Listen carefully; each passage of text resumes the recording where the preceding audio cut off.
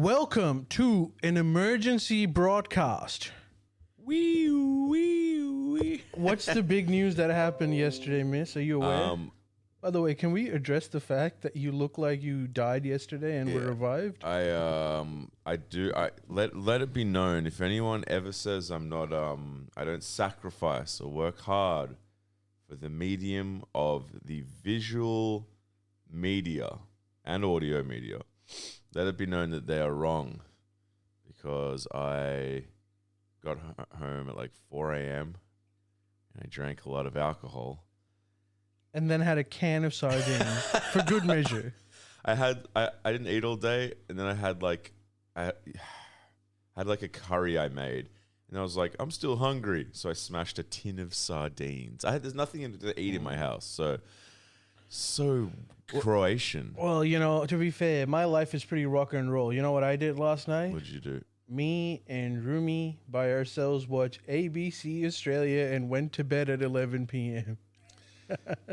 What a life! What a life! Hey, someone has to do that too. Someone has to do that. It's Anyway, a rich tapestry. So I'm a little bit hungover. Fried, so, disclaimer, but because it's Sunday. The reason why we're doing this emergency broadcast is because last night, dude. Yeah, no, I know. Barnaby Joyce. Yeah, I heard this. I mean, from you. The Nationals. He's not going to contest for his seat next year, next election, which is the New England seat. Yeah. And Pauline Hanson has invited him to One Nation, and there are rumors that he is about to become the new leader of One Nation. Oh my God. Oh, so it's not confirmed though. Well, it's not confirmed that he becomes the leader of One Nation, or for that matter, that he even joined One Nation. But It seems like the cosmology is working in such a way that it seems like a good option for everybody. I mean, I suppose I would even argue almost for the Nationals in a weird way. Yeah, probably it's good for them as well, you mean? Because what's happened is, so this is my analysis of this. Give it to me. Like Peter Dutton losing that election obviously forced the Liberal Party to reassess what their policy platform and outlook needs to be. Yeah. Because Peter Dutton was considered to be like not that active on climate change and was supposed to be abandoning. He was the old school right. The old school right, or I don't know, maybe post-MAGA new school right, whatever you want to call it. By the way, because he lost the elections, and not only did he lose the election, but he lost them in such a horrible way that it created this opening in the Liberal Party for people like Susan Lee to come in and like create a more moderate platform. Yeah. And obviously that also means that the coalition and the Nationals are going to have to accept these new policy changes.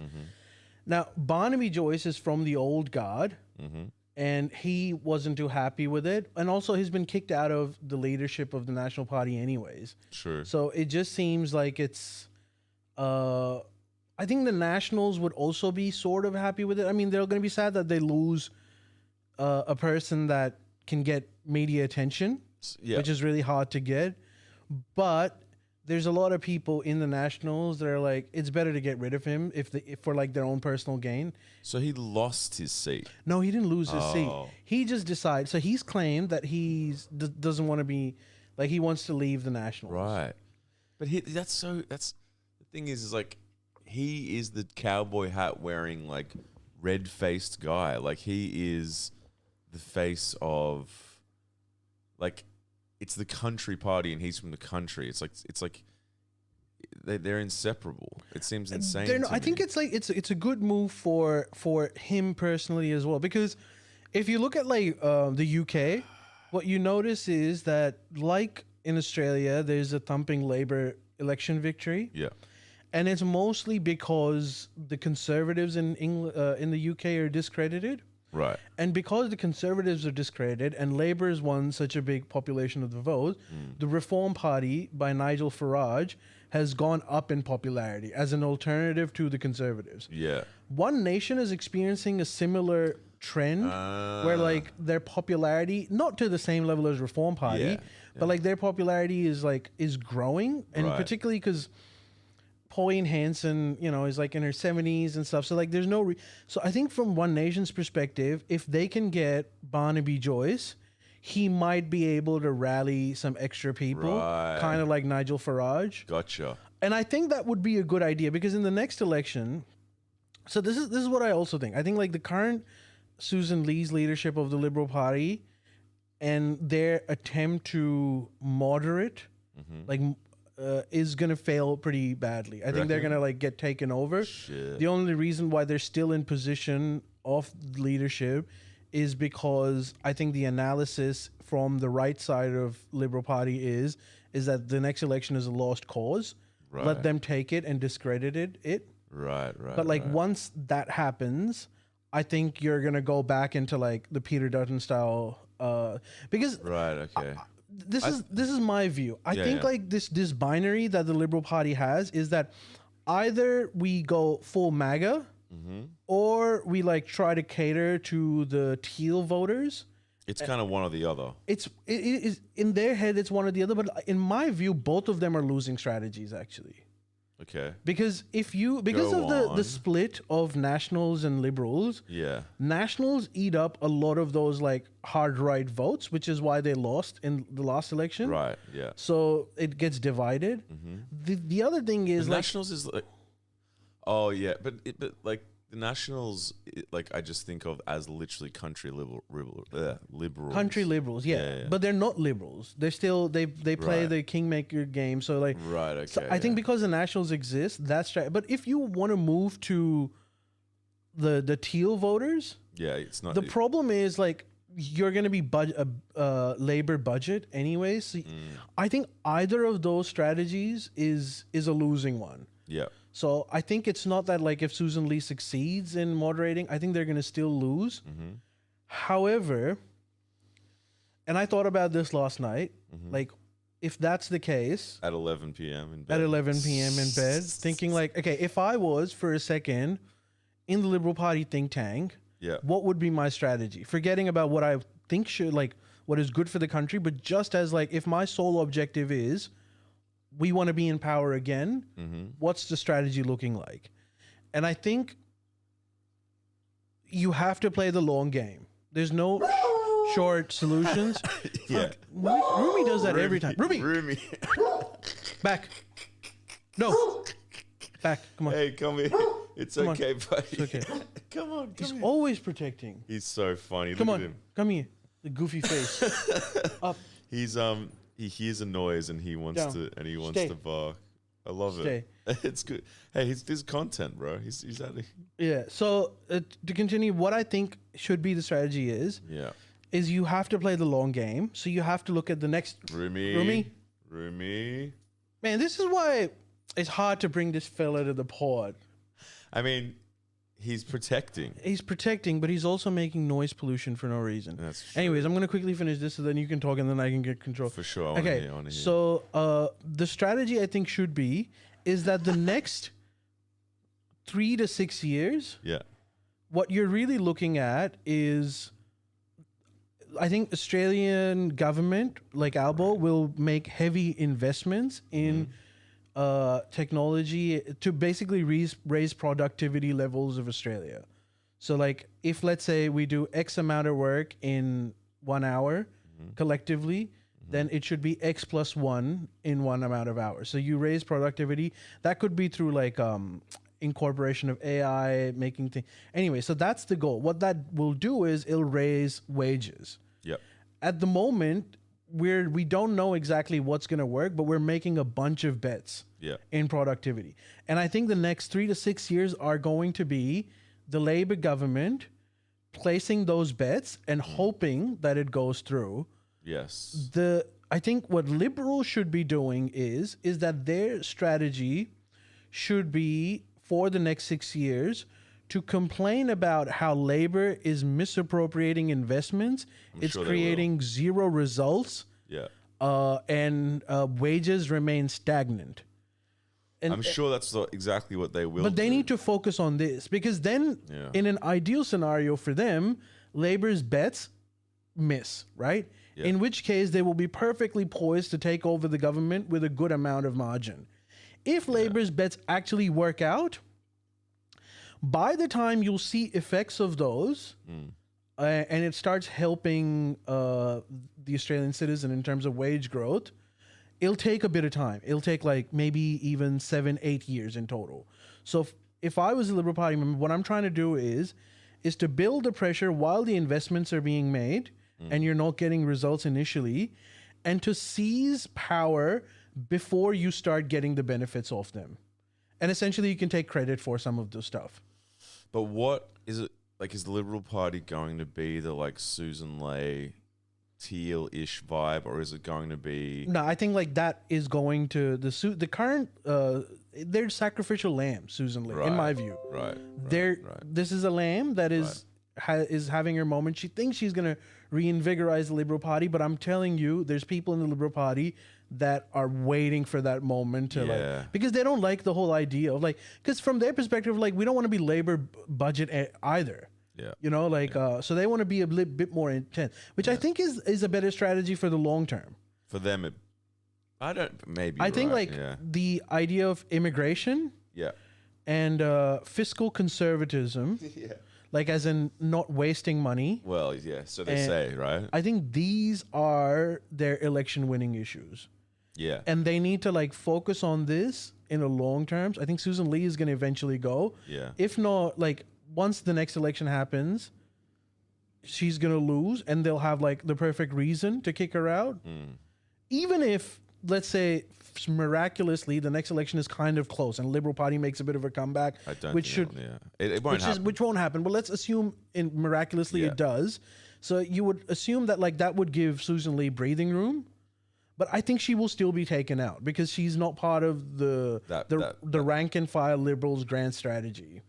Yeah, right. And so with the Barnaby thing. So with Barnaby, I think Barnaby is primed in a great position to take advantage of the current Liberal Party low. Yeah. Because the Liberal Party is currently there's infighting, there's a civil war. Yeah. I just think I know the result of that civil war. I think like the Susan Ley faction is going to lose badly. But because of this, I think Barnaby, if he leaves and joins One Nation, it will be mutually beneficial for both. Yeah. But in a way, it's almost like this split from the Nationals. It's like it's going to be another like sort of like stick in the craw of the Liberal Party, because like they were always sort of, you know, in cahoots and almost like a front, like a strong front, both of them. It's like the Liberal National Party, you know, it's like both. But like if the Nationals are like, oh, it's just the Libs just turning into Labor light, then they're going to start splitting. It'll be, you know, the Nationals probably just won't. They can do what they want. I agree, which is why I don't think Liberal long-term, Liberal Party can be Labor light. Exactly. Because, like, otherwise, the Libs are just going to get screwed and be weaker and weaker because they will split off. Then they're just going to be like, you know, it's like kind of, well, it depends what side you're on. I think it's kind of hilarious and kind of beautiful, but like, it's kind of what was happening with the Teals, but it was like, oh, it'll never happen to and what Labor and the Greens had copped forever, where, you know, that split, like they kind of hate each other. If that happens in the Nationals, like that'll be pretty crazy, you know. Like it's funny that he would go to One Nation because it's like it's a way smaller party. Yeah, but One Nation is more suited to him. Let's not forget, dude. Barnaby is the guy who like gets drunk. Passes out on the street and like calls. And that was me last night. He is that's you. Yeah. So like that's One Nation. Like that is leadership behavior for One Nation. Definitely. The Nationals are a bit intense, but you're more looking at like, you know, corruption as opposed to like just seedy behavior. Outright like debauchery. So I think it like works out for everyone. I think in the long term it's probably bad for Nationals because Nationals. Dude, you cannot underestimate a person that has popularity, which Barnaby does. Does he? I mean, people know him. He's a character. People know him. So like when he says something, it makes news. Yeah. And that has amazing propagandic value. Right. So if Nationals lose him, which they have, in long term it's bad for Nationals. I bet you like some Nationals are thinking that's good. He's a used bullet, and plus with him out of the way, it makes it easier for us to rise in positions and stuff. Yeah. But I think like the whole trajectory for the Nationals and the Liberals at the moment is headed for a dead end. And I think enough people in the Liberal Party know that it is, and they're waiting for that moment to steer it into a different direction. But it's not even official though. He's not actually left yet, and he's not joined. He's officially left, I think, but he hasn't joined One Nation. They're speculating. Jordan called me. That's how I found out about it. And Jordan reckons that it's only a matter of time before he becomes the leader of One Nation. Really? Yeah. More wild conspiracies from Mr. Geordie's, eh? Mr. Geordie's. It'd be really funny if it's just that's his internal goss. Yeah. Well, look. Hey, you heard it here heard it here first. Dude, I'm fucked, eh? You heard it here first, ladies and gentlemen. And I'm tentatively waiting to see what the result it will be. I mean, like you said, cosmically, it makes sense. Cosmically, it makes sense. It's beneficial for everyone. Yeah. I don't think there's going to be enough roadblocks. People will let him leave. I mean, Nationals and Liberals will both hate the fact that he has joined One Nation. Yeah. But there isn't like motivation for them to give concessions to stop. So I just feel like there's no roadblocks to this. So this might as well happen. What's he munching on? As long as he doesn't die. Just Is he eating a small plastic house? Monopoly house. That is not good. That is not good. Yeah, that's some crazy. Politics is like, this is another reason, like good on Jordan for like being so sort of involved in, politics, that world, and like educating people about it. But like, it's just funny to me how ultimately it's just this like bogan Game of Thrones, the whole thing. It is bogan Game of Thrones, and I think like people live in the moment a bit too much, because if you look at things right now, Jordan and a lot of commentary that I've seen on the media is talking about like how Liberal Party and the coalition are in tatters. Labor's response to that was that Barnaby leaving is, if Barnaby doesn't want to be part of the coalition, the coalition. So there's a level of jubilance amongst Labor fans and left side of the politics. Definitely. Saying like, oh, we're going to be in power forever. And let's be honest, fair enough. They haven't been in for that long. And fair enough. And they've copped it for so long. But I think long term looking at it, I do see the roadmap for a coalition victory. Really? I don't think it's in the next election. No. But I think it's in the election after that. Yes. And what, they'll just be like, Trump lied or some shit. No, they'll be like Albo, obviously. And Albo is useless. Albo is ruining the country. But the wage stagnation, which if continues, unemployment level has gone up. But Albo like lied all is of Susan, these. That's like a Susan Lay perspective. That's What? a direction. Like you're saying, the libs you're saying are going to be moving more towards like a old school Tony Abbott. Eventually, not right now. Oh, okay. Right now, they're gonna like talk about. There's a lot of talk about like moderating ourselves. Right. But I think that's not gonna work out. Yeah. That will change after the next election. Because I think the Liberals will lose the election and be like, and then after that, the right faction of the Liberal Party will have grounds to be like, all right, party's over. And they're gonna go back to like a Tony Abbott style. Yeah. They're not gonna be MAGA because they just think. I don't think that. Yeah, it's not gonna be that. That won't win you elections in Australia. But what they will be is like MAGA light. Yeah. In the sense that cultural conservatism, not deporting ICE style shit. I mean, it doesn't apply to Australia because we don't have that many illegals anyways. But it does mean like a concert, they're going to embarrass Albanese about the level of immigrations. Right. Now, the conundrum that Albanese is in with all of these like investments that he's doing to increase productivity, he may need skilled workers that might come from overseas, which will always be a point that the Liberal Party will hit him at, and it will like be potent. The second thing is there's going to be a lot of spending. I think that for Australia to maintain its like surplus and not go into deep deficit is going to be really hard in the coming years. Yeah. Everyone's going into deficit at the moment. Yeah, and they Europe can always is spending a ridiculous amount of money on defense. right. So they're going to be in deficit, and they've like accepted that because they think like countering Russia is going to be that. America's in a debt spiral. Like it doesn't matter what they want to do, Really? their debt is just accumulating because of the nature of and I don't think like Trump is He's in his not- head trying to solve it, but I think it's Yeah. only making things worse. Shit. And so the idea that and Australia is going through its own wage stagnation Yeah. and low productivity, which means it will be incentivized Yeah. to spend money on new the green transition Yeah. plus productivity and technology, Yeah. which will require money, and so hence deficits, Fuck. and then hope that these investments pay off. Yeah. But there's a long time before the investments will pay off, and I think there's like a lot of room for liberals to take advantage of it. Yeah, they're always. I mean, it's the same. You know, there's always going to be like points to try to hit them on, and you know, I assume a lot of it will work. But is America going to go into recession? You reckon? I think America could go into recession. The other thing that America's like, I think even economists claim that it's likely that America will hit a recession or an inflationary spiral.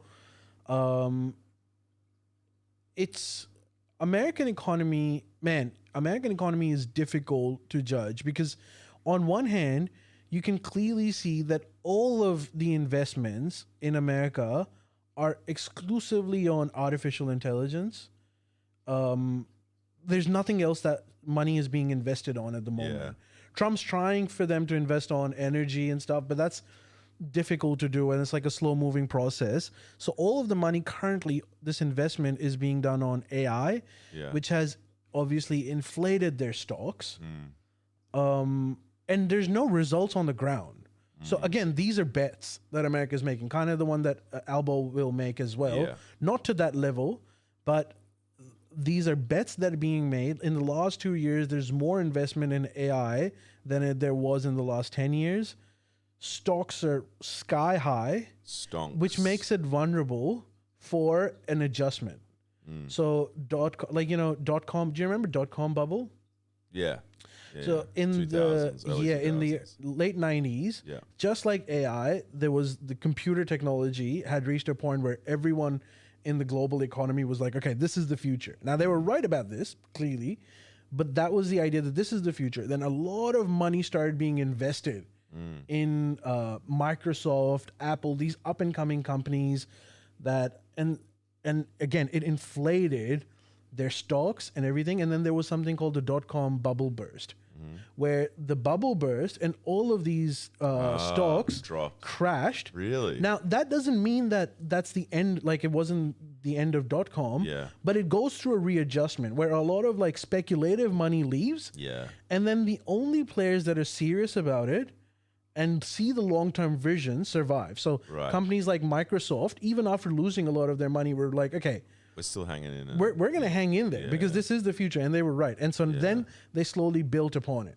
Right. The Is that what's? economists are saying that we could see, not that it will happen, we could see a similar thing with the AI bubble, Yeah. which means it crashes. Now, if that happens, because I said that all of the investment is exclusively on artificial intelligence at the moment, which, by the way, was not the case during the .com bubble. of course. It was only part of it. It was just that little. They were investing in that little paper clip on the computer that's like, you need help. Exactly. Yeah. So theoretically, this bubble bursting could be horrible. Yeah. But then there's this other consideration that because the stakes are so high, not only for America, obviously for America, the stakes are high, but every other country that comes in the American sphere that depends on those AI technologies and has also invested in it. So like, Australians have invested in AI. All of this investment AI bubble isn't just America. It's actually the entire world. They're going to have an incentive for this not to happen. So they possibly America could force injection into AI in case of a collapse by other countries. or the other countries would be willing to do it themselves to protect their own investments, Right. and so our super funds don't crash. Blah blah blah. So it's that big. Yes, and thirdly, I would even argue that even China would be afraid of that. Yeah. Even though they're in direct competition with America, It but the still would idea that affect the them. American stock market Yeah. goes down like that is going to be bad for even Chinese investors in the long run. Shit. So I think there's like enough incentive Yeah. for people to prop that if that happens. However, all the money that is, if that does happen, again, it's not confirmed if it does.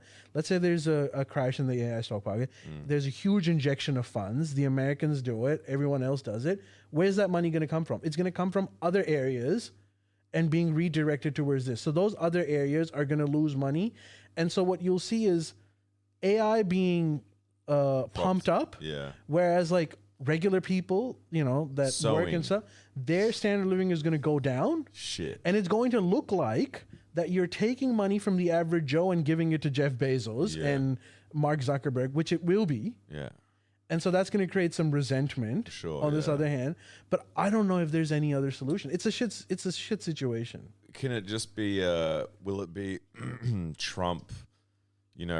Pumping making AI Argentina. Yeah, that's exactly what will happen if there is a. Now there is also a possibility that none of this happens, and Right. the AI stocks don't go down. In fact, the investments in them start paying off really quickly, and then it's like you build. That's what America is hoping for. Right.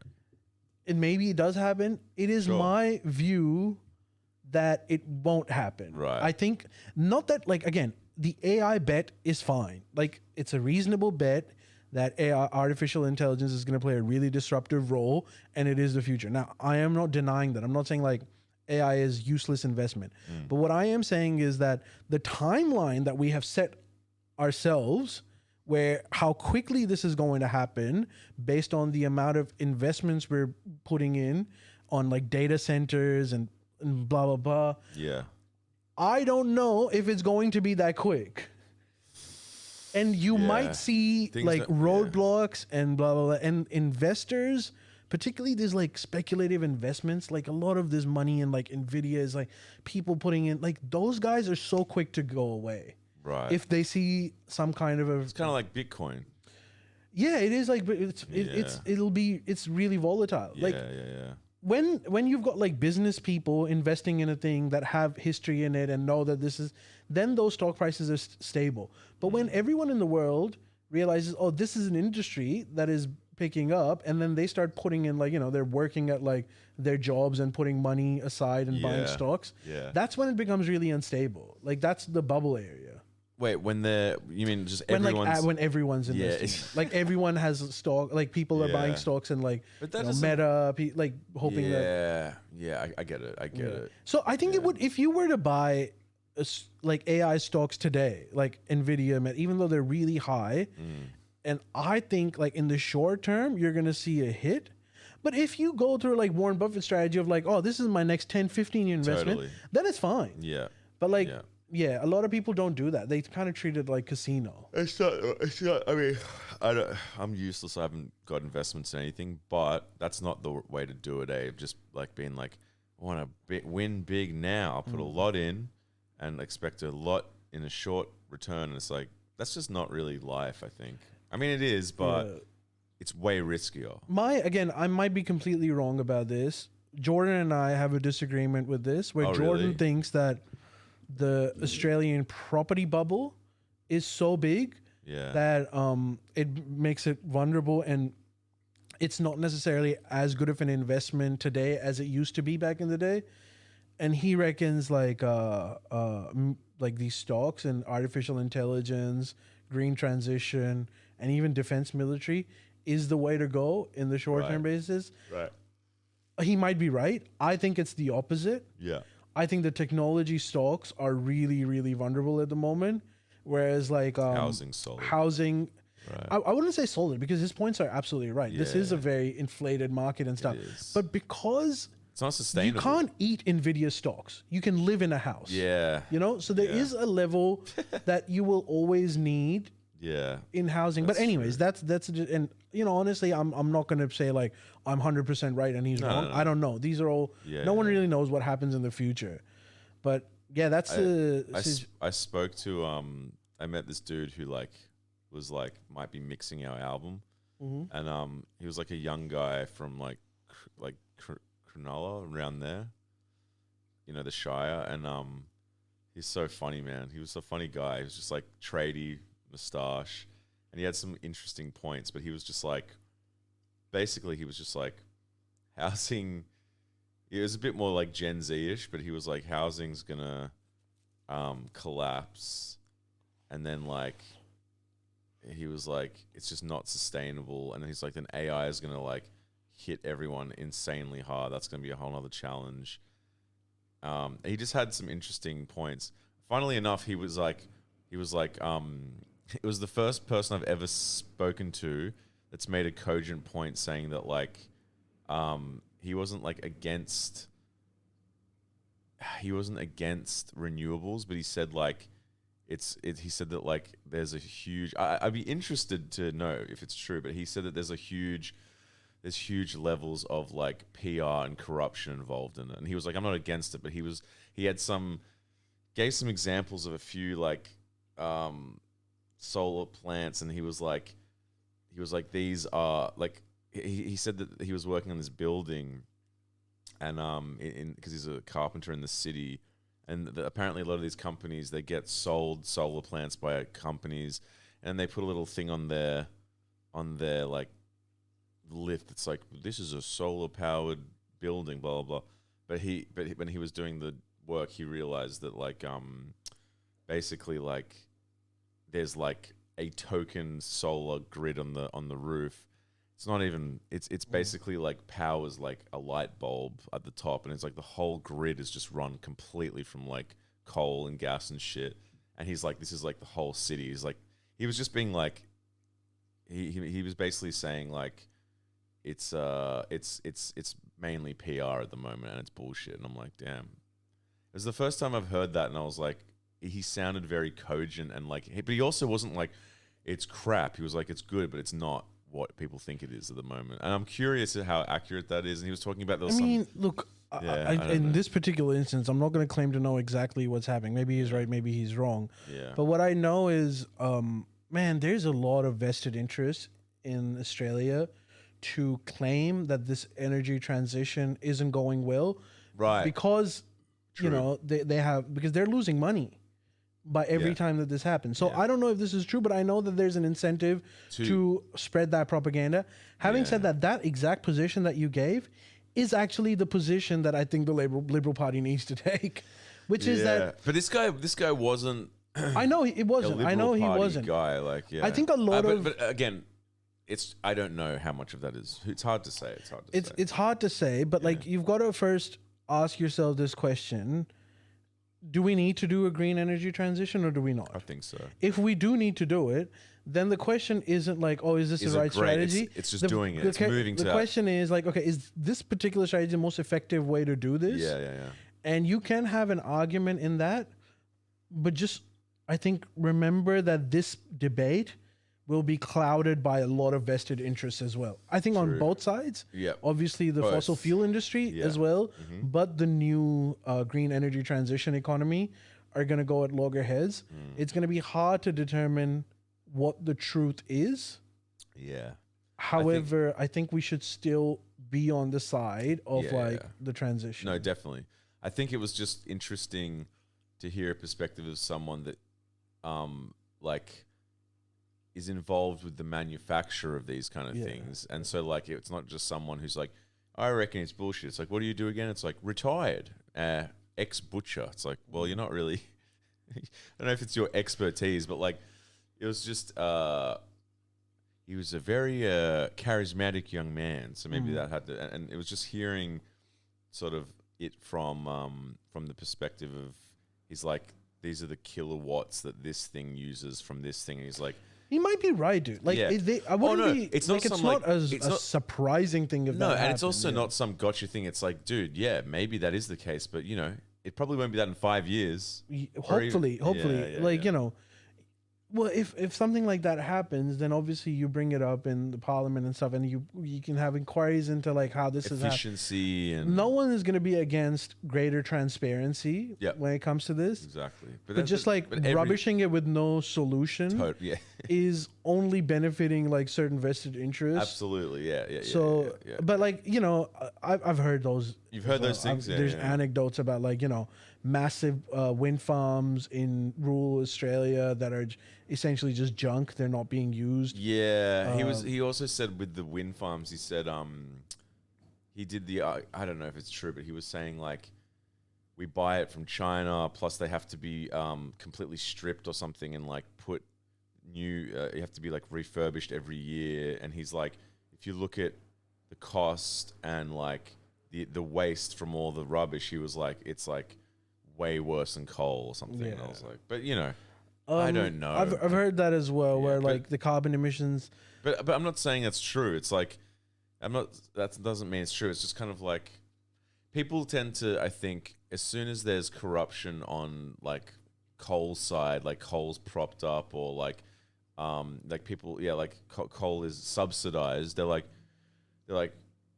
it's a perfect, you know, it's a perfect source of energy. It's like no, like if we're gonna say wind farms aren't perfect potentially, then we have to be honest and say like coal's losing money and is propped up. You know what I mean? So it's like it's easier for people, I think, to point to anything new and it's like green energy and be like, look, it's like this is screwed.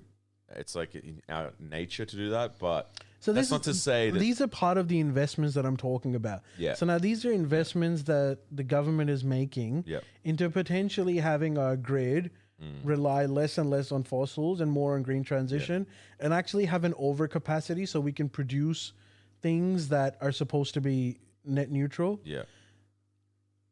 And this is exactly what I'm talking about. There's going to be a lot of these investments that you could have criticisms on.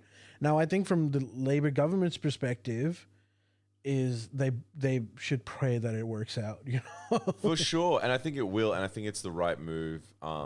It's kind of like I'm not denying all that stuff that fella said might be true, but you know, it's kind of like somewhat, I suppose, early days, and like, you know, if they are going to go in for it and just invest in that stuff, it's like there's going to be growing pains and there's going to be like issues, but like nothing's flawless. No system is perfect. And it's like, yeah, like, you know, like also like, you know, banks are corrupt too. So like, you know what I mean? It's like, it's like, yeah, like there's corruption in every form of everything. And it's kind of like, it's almost like not as important. It's like, what's the big picture here? Like moving towards, you know what I'm saying? Yeah, there's corruption in business everywhere.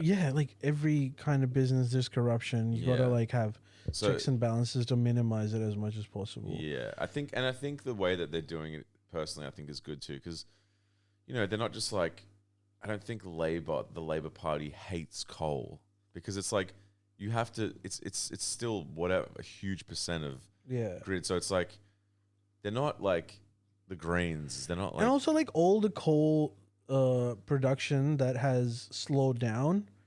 Most of it is from market forces. Yeah, it's not because Labor has like, you know, withdrawn its support or anything. Yeah, it's just that big companies are investing less in it. Or at least they're diversifying their investments, which sees a little reduction. So again, it would be really easy to blame Labor government for this, but this is again a worldwide trend. It'll be very easy. It's the same old. That's the thing. That's what I mean with politics. The same old bloody story. It's like the opposition will have their standard talking points. They'll battle it out. You know. But I think like for Labor, this is like they have no excuse because they have such a thumping like presence in the parliament. Go hard. That there is nothing stopping them to achieve what they want. Yeah. So if it doesn't work out, I don't think it would be fair to blame the opposition that they like tied their hands. They tied the government's hands. No. There's no tying. So like if it doesn't work out, it'll be on Labor. Yeah. And if it does work out, then again, that will be on Labor as well. Exactly. And like it's good for different parties to have different policies and ideas. That's the whole fucking point. So it's like, but you got to understand that I don't think that the coalition shit. has any policies or ideas at the moment. Yeah, I'm assuming like, what their policies and positions would be based on how I see politics to evolve in the next few years, but there is no like actual policy position. It's going to be a lot of Tony Abbott's like throwing shit at stuff. They're gonna see events happen and then they're gonna criticize. You have to understand how bizarre this reality is for someone like me, because like apart from a tiny little blip in 2007 when Kevin Rudd got in and Julia Gillard, which is like a little blip on the matrix, my whole life has just been like the Liberal Party, government for life. Yeah. So for the fact that it's flipped now is like cool, I think, and kind of like crazy. It's crazy. Opposite land. I mean, like it's, you know what I mean? My whole life. They've got 6 years, and by all measures, I think they're going to get 9, and then yeah, for sure. It's kind of. I think they'll be thrown out by after that, because like Australians just they don't like they as soon as something gets stale, they're like change it up. It's like, but why? Particularly for federal politics, I've noticed that in state politics, they're happy for like dictators forever. for life. Yeah. But in federal politics, what do they really do? State politics. Even someone like John Howard, who was invincible at one point, just like for the Menzies, was thrown out by Kevin 07's massive movement. Yeah, that's right. I was in like last year of school when that was happening, and something similar will happen to Elbow as well, unfortunately. You reckon? And I think it's not like it's almost inevitable, not because just people get bored of it's so dumb, ministers. Irrespective of how well the policies end up, I think that's just how it's going to be. Yeah, it's crazy that Howard was like Chairman Mao for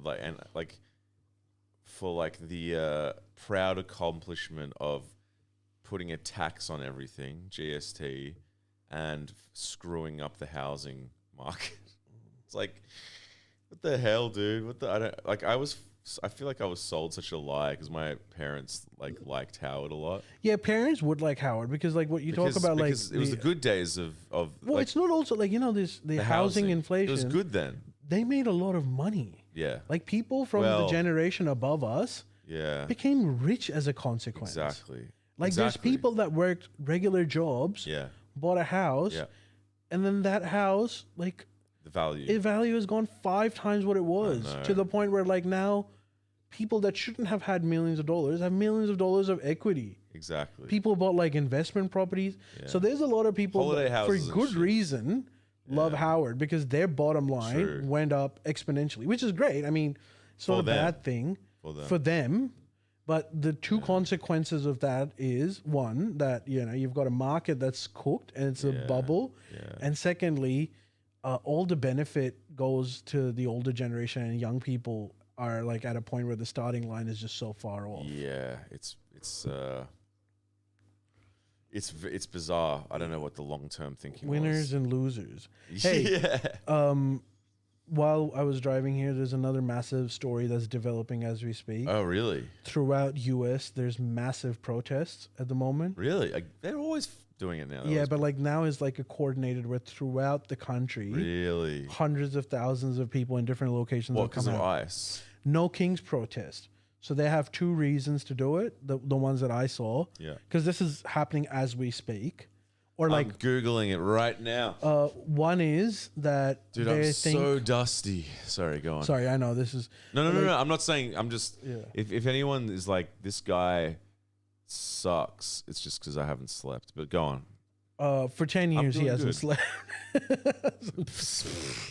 I'm joking. No, that would make... One is that they're saying that Trump is politically victimizing his opponents. Yeah. And democracy is under threat, which is kind of true, actually. Yeah. Sorry, not kind of, actually true. And the second one is the ICE stuff. Yeah, the ICE stuff. And third is him sending National Guard forces to impede on state rights. It's pretty crazy. I think he sent him into Chicago and Portland, Oregon. Yeah. Now he's even sending them to red states like Texas. because there's enough people in these red states that are also not happy with it. Okay, can I have your opinion?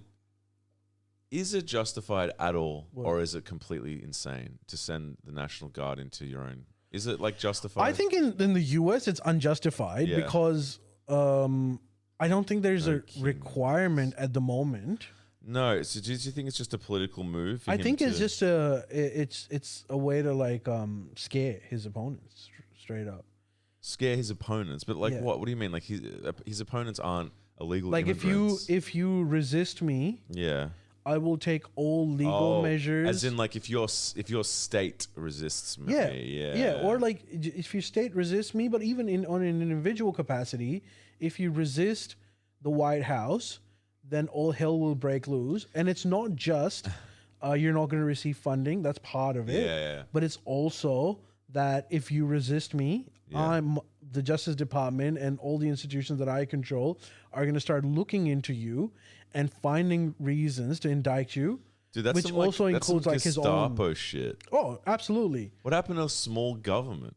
No, but he's doing this. Okay, from his perspective, he is doing this because he thinks that the Democrats did that to him after 2020. So this is payback. Gotcha. For him, it's like you victimized me, you victimized my friends, you Yeah. sent Steve Bannon to prison, you sent a bunch of people to Right, so prison. it's like you revenge. tried your best to send me to prison. That's true. I mean, that which is true. Which is true. Yeah. Which, by the way, at the time, go back into these podcasts. I was always telling Jordan that this is a bad move. Yeah. That this is going to backfire. It's not only is it not going to put the idea was Democrats just wanted the Trump problem to go away. Not gonna And so I was like, happen, I was telling him, not only is it not going to go away, it's going to come back with a vengeance. Damn. Go back to all the episodes where this was happening, and I was saying exactly that consistently. Anyway, so Trump now feels that this is fair game. And so he's doing it to everyone now, which includes like sending the National Guard, which means like I have hard power to threaten you as well. Like if you try to resist me using your know what? police departments and stuff, You gotta respect the balls. it's not balls, dude. It's like no one would. I think it's insane and it's screwed. It's screwed. But like, there's no balls when you're the president. there's no balls. There's no balls if you're the president I've just to do never this. heard of this ever happen. Has this ever happened in America? I mean, you know, National Guards and stuff are being something similar has happened, but this is the other thing. Like when? What, like Teddy Roosevelt lost in a game of during the polo? Vietnam protests, it was a Right. common occurrence. Oh, But- okay, right. But obviously, that's when they had the army. But Trump is doing it at a different level, where it's very clearly Political. political. Yeah, Because, yeah, okay, that makes sense. He's just punishing. So when he's just like, these cities are hellscapes, it's like not accurate, eh? I don't think it's accurate. Yeah, it's- I don't think they're more hellscapes than reds.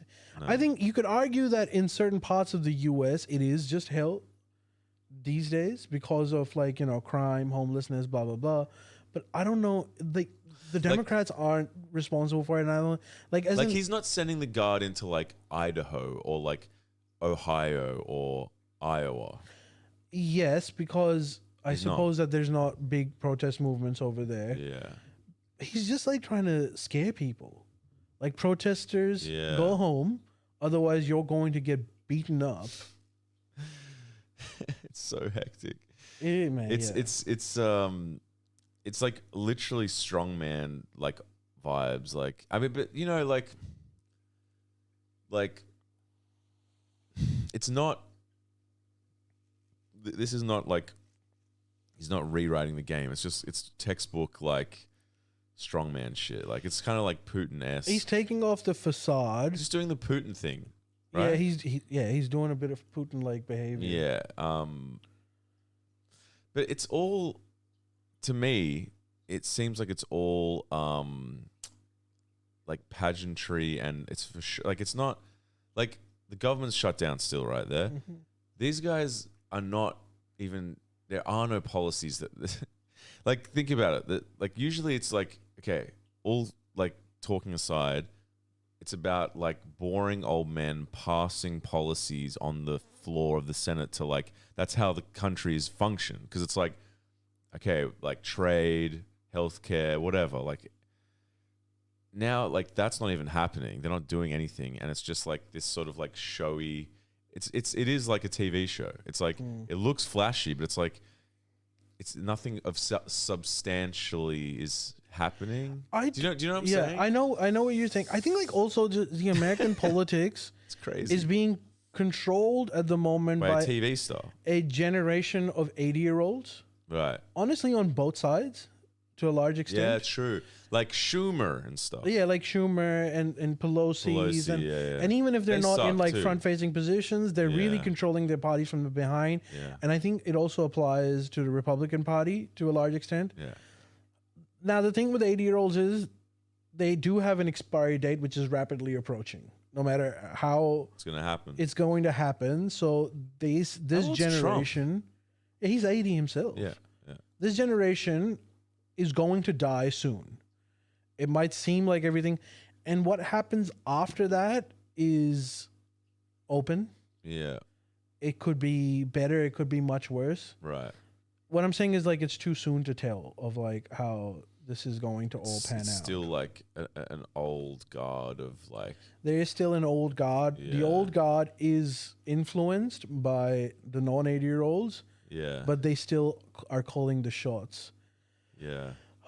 It's just like, I know it's bad to say, but part of me, just purely from an entertainment point of view, watching America is like, it's good TV.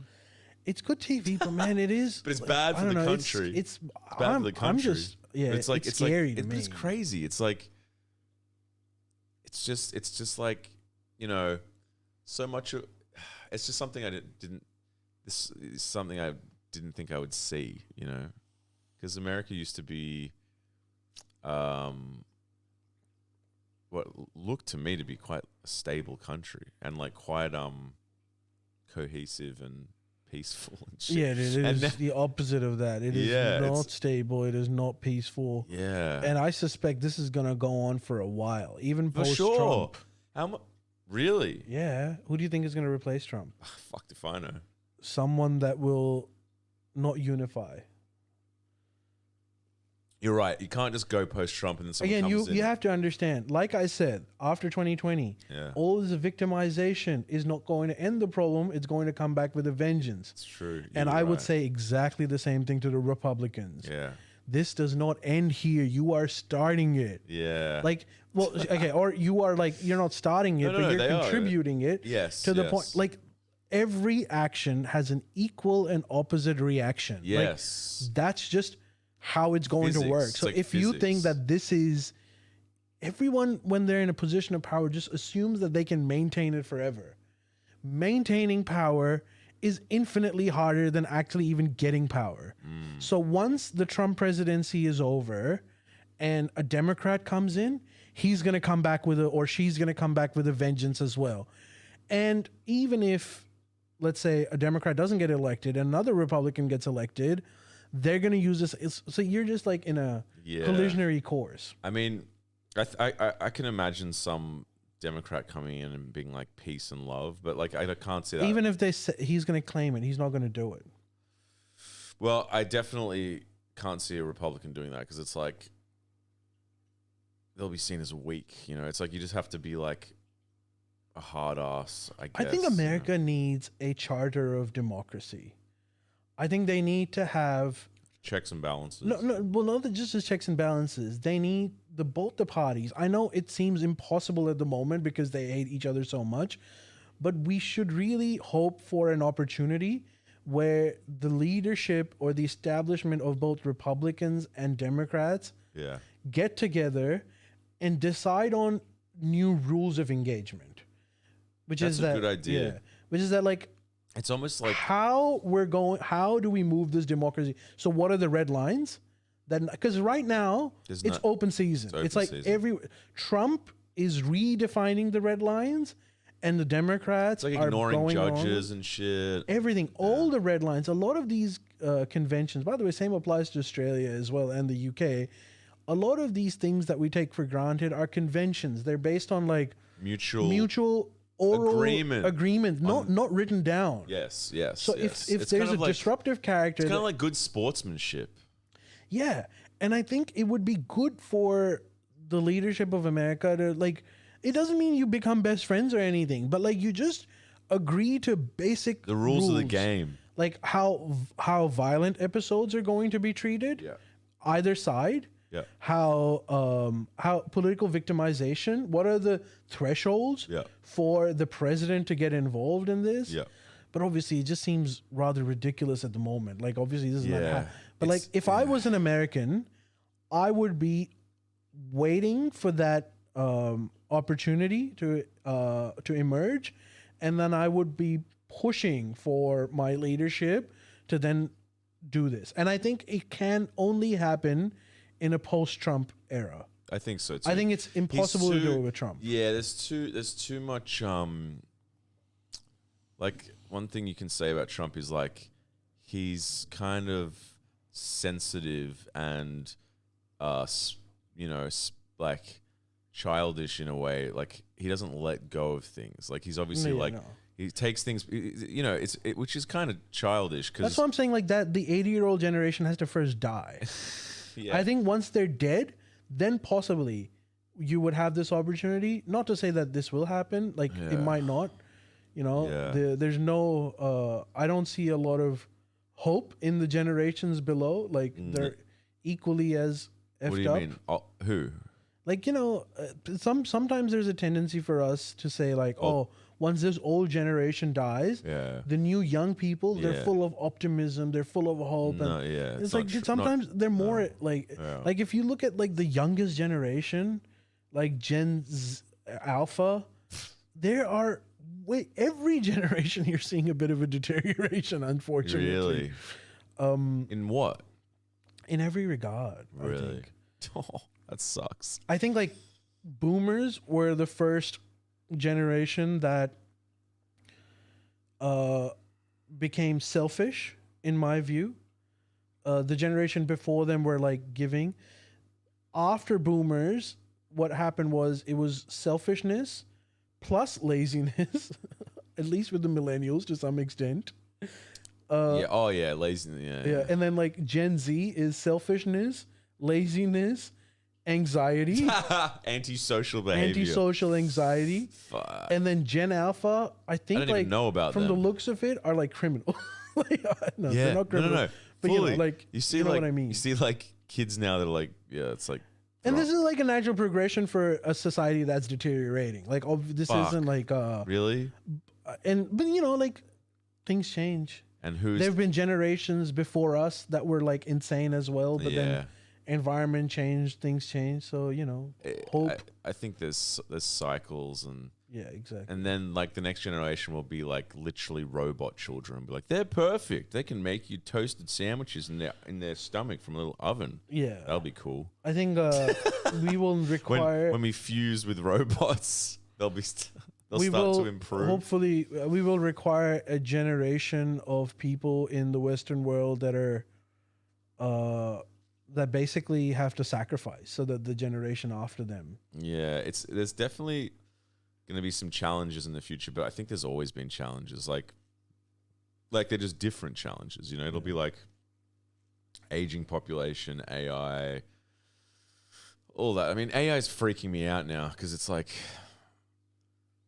it makes logical sense that like people are lazy generally, and if AI gets to the point where it can like personally cater, like even just like what your entertainment is to your personal needs, where it's like it can instantly write a show for you that you're gonna like because it's I don't know, it's like it's such a me point, but like I really do worry about what the state of art will be.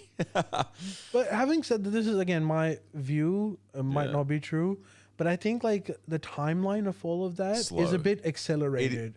That's what's being perceived. It's going to be ages. That, like, not ages, but it will be a longer than what we're expecting. Like I 10 think. years.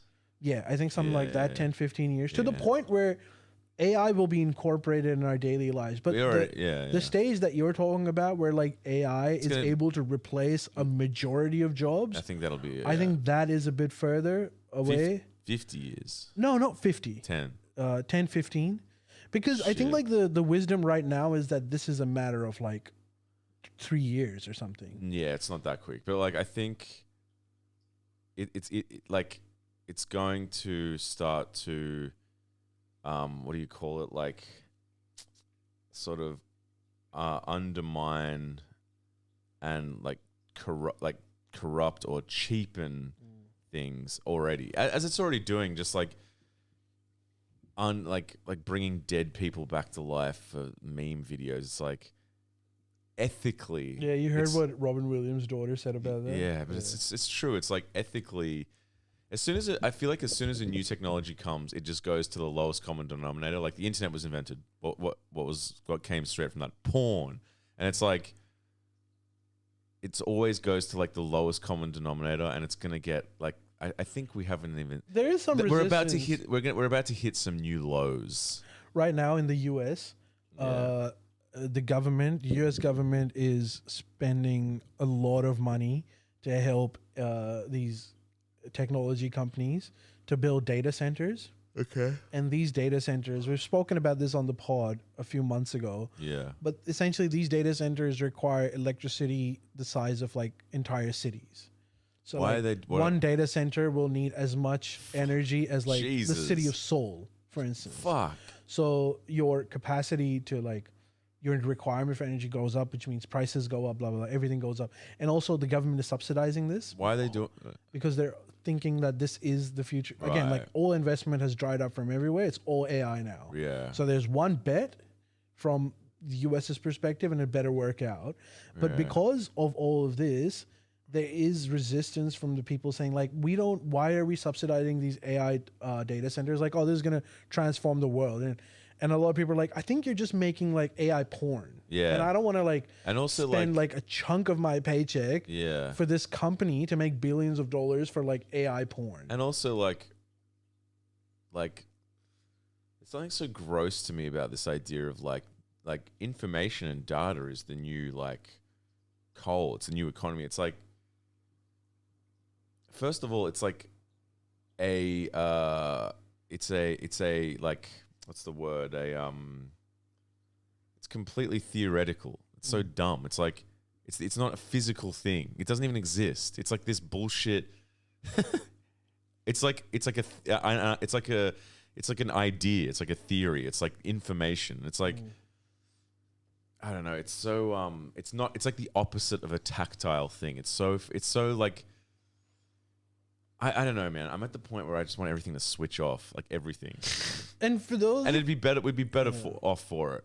I will say, and for those of you that are listening and that might be apprehensive about this new world, and I am too. I think like the Charles Darwin said it best in his book, where he said, it's not the species that are the strongest that survive, but the ones that are most adaptable. Yeah. So now, like with this AI stuff, you don't know what the world's gonna look like. Yeah. But you have to be adaptable, otherwise. No, it's true. Do the opposite of me, where it's like, let's shut it off. You have to, but like, I don't know. I mean, look, I get it. When new technologies come in, there's always pushback, and it's frustrating. You have to learn it and all this stuff. But like, I'm the wrong, dude. I'm like still listening to my like iTunes on my iPod. So like, I'm like basically a boomer. So like, I'm the wrong person to, you know what I mean? Yeah. Look, we're gonna we're gonna end it after this. Yeah. But I've been recently going into the rabbit hole. Jordan would really love this. I haven't spoken to him about this, but I'm going into like this rabbit hole of Marcus Aurelius, the Roman king. He's great. Bro, I've got his meditations. He's one of the best human beings that have ever lived on Earth. For sure. He's not just great. No, yeah. He had this so because of him, I started getting into like Stoicism, right? And the idea of like Stoicism is sick. Yeah, not only is it sick, but this man, to think about it, he was essentially the leader and conqueror of what he believed to be the entire world. Yeah. Like the Mediterranean basin. Like for all intents and purposes, Romans and believe that was the end. Well, yeah, So it was the center of the world. So he controlled like Europe all the way to Egypt. And the man had such power but was not enticed by it because of stoicism. Yeah. And you can read it in his book where he talks about like, which by the way, Meditations wasn't for like an audience. No, it was just for himself. I know. It wasn't supposed to be published. How? And he was like, I think the king for 19 years. I didn't know that. Bro, like you can have infinite amount of money. Yeah. You can have infinite amount of sex. You can, Now who we're is talking. it? Your word is law. And the man still exercised his power In a humble, and like, and you can, and even in his book, he writes things like, don't get upset with these people. These people, all you can do is explain to them. If you get upset with them, it achieves no purpose. You have to be gracious rational. towards other people. Yeah, it's so good. You can teach them.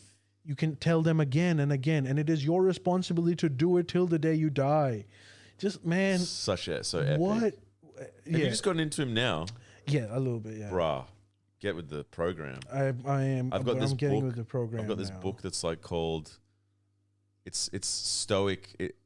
Different stoic like quote from, because there was a lot of different stoics. It was like a philosophical school of thought, and there's a whole bunch of them. And this book is like every day is a different quote from that. It's so cool, man. It's like, because there's just little pieces of wisdom, and it's not even like.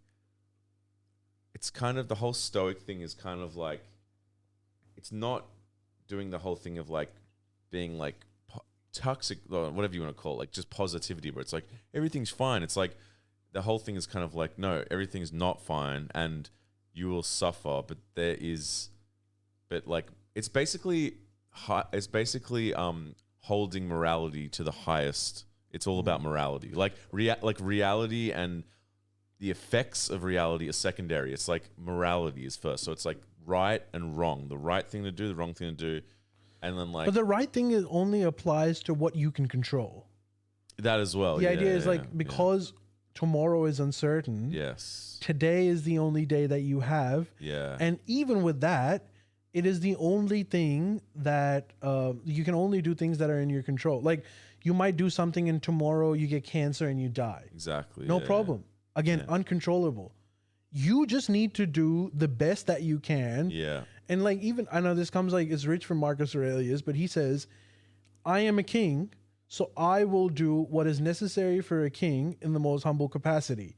If I was a slave, I would be doing exactly that, and I would be equally as happy. Yeah. Because the idea is with him, I believe it.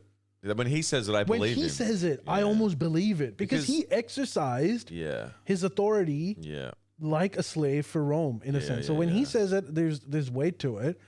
But that's the thing. Like, that's the only thing that you can do. Hello. Yeah, exactly. It's like, it's so cool. Like, it's such a it's just an interesting. It's kind of like the whole thing is kind of like, you know, like it's kind of like bad things will happen to you, but if you sort of carry yourself with like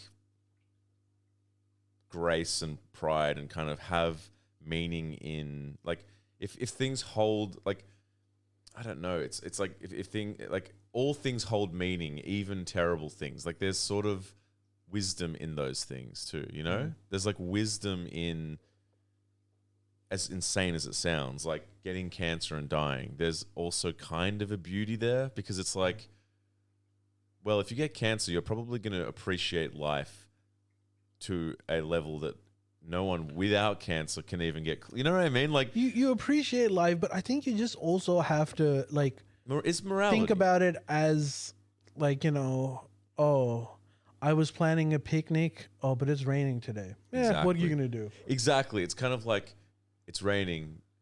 This is one thing I've found out in my life, which is really interesting. I've realized this recently.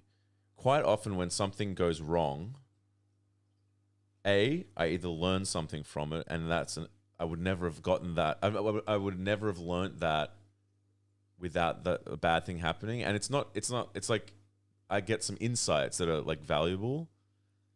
So that's one part of it. And then another part is usually like, even if something, I do something and it's like, like it works out badly, I usually get a piece of information from the situation that is like hugely beneficial, like a crazy insight. Like even if it's something like doing some job I hate, but there's something happens in that day where I'm like, I'm so glad that I went and did this because I never would have even realized this thing. It's like GTA. You know how in GTA when totally side missions. Your map expands. Yeah. It's when you like hit a roadblock or use a failure. Totally. You figure out a way out of it. Yeah. Level up, your maps just grow. Exactly. And so now you are way more wiser. You can see a lot more like before. Like there's a little, like, can I give you a stupid example? Yeah, go on. So I've been like walking Jordan's dog, and this is, you're just gonna be like, this is the dumbest example, but to me it's like awesome, right? So like there was his mum, his Two's mum plays like, she does karaoke and stuff and sings to like these old school Vietnamese things anyway. My favorite albums of music that I love, they incorporate it's called Atmos or whatever into the record. So what that is like, I get my iPhone out now and record Rumi barking or you and us talking. It's audio, but it's not musical. It's not, you know what I mean? It's just like, it's like sound design shit, you know? My favorite albums have that stuff. Yeah. Anyway, like, yeah, I'm like, it's like a bit of a slog of a thing to like walk his dog a lot. But she was playing some like like backing track Vietnamese karaoke music, which is, by the way, so good. So I recorded it on my phone, just from out the window, because I'm like, this is cool, you know. It's gonna be on the album. Oh hell yeah! It's making it. So it's like, are you gonna be like credited Forest Hall featuring maybe Two's mom? Yeah. She won't even know probably, but like, but these little, that's just such a little example. Yeah, if you had never put yourself in that situation, I never would have heard that. I would never even exactly. thought of it. And now it's added this element to my album, which is probably going to be one of my favorite things. It's how it's going to finish the whole thing. It's going to come in. It's a little, it's like this addendum track at the end. It's going to be, and it's like, you know, to me, I'm like, because I'm so obsessed with music and these little, I'm a music nerd with this shit. To me, I'm like, this is like huge to me. Like to most people, they might not notice. It's like a little, they're like, huh, it's some weird quirky thing. But to me, it's like everything.